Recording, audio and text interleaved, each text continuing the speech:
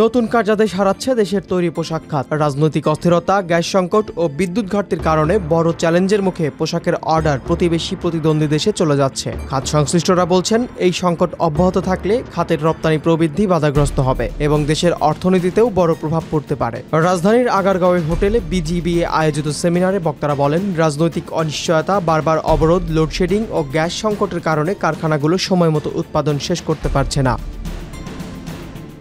ওই সেমিনারে উৎপাদন ব্যাহত ও ব্যবসায়ীদের ক্ষতির বিষয়ে উদ্বেগ প্রকাশ করে বিজিবিএ মহাসচিব মোহাম্মদ জাকির হোসেন বলেন, গ্যাস সংকট ও প্রতিদিন ৩-৪ ঘন্টার লোডশেডিংয়ে উৎপাদন মারাত্মকভাবে ব্যাহত হচ্ছে। ফলে ব্যবসায়ীরা বাধ্য হচ্ছেন বিমানপথে পণ্য পাঠাতে, যা তাদের জন্য বড় ক্ষতির কারণ। এছাড়াও আন্তর্জাতিক বাজারে অর্ডার স্থগিত হওয়ায় সংকট গভীর হবে সতর্ক করে বিকেএমইএ সহসভাপতি মোহাম্মদ রাশেদ বলেন, আমরা এখন এক কঠিন সময় পার করছি। দেশের সার্বিক অনিশ্চয়তার কারণে আন্তর্জাতিক ক্রেতারা নতুন অর্ডার দিতে দ্বিধাগ্রস্ত হচ্ছেন। যদি দ্রুত সমাধান না আসে, সংকট আরও গভীর হবে। ওই অনুষ্ঠানে ঢাকা বিমানবন্দরের সাম্প্রতিক অগ্নিকাণ্ড দেশের ভাবমূর্তি ক্ষুণ্ণ করেছে উল্লেখ করে বিটিএমএ সভাপতি শওকত আজিজ রাসেল বলেন, নতুন অর্ডারের প্রবাহেও ধীরগতি দেখা যাচ্ছে।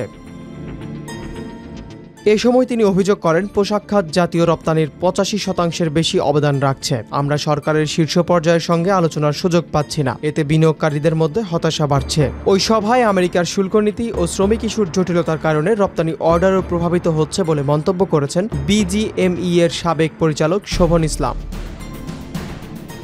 এদিকে ব্যবসায়িক পরিবেশ পুনরুদ্ধারে সরকারকে বিনিয়োগ বান্ধব নীতি ও প্রশাসনিক সংস্কার নেওয়ার পরামর্শ দিয়ে বিএনপির স্থায়ী কমিটির সদস্য আমির খসরু মাহমুদ চৌধুরী বলেন, আমরা ক্ষমতায় এলে বেসরকারি খাত নির্ভর প্রবৃদ্ধি ও রপ্তানি বান্ধব অর্থনীতি গড়ে তুলব। অপ্রয়োজনীয় বিধিনিষেধ তুলে দিয়ে ব্যবসায়িক প্রক্রিয়া সহজ করা হবে।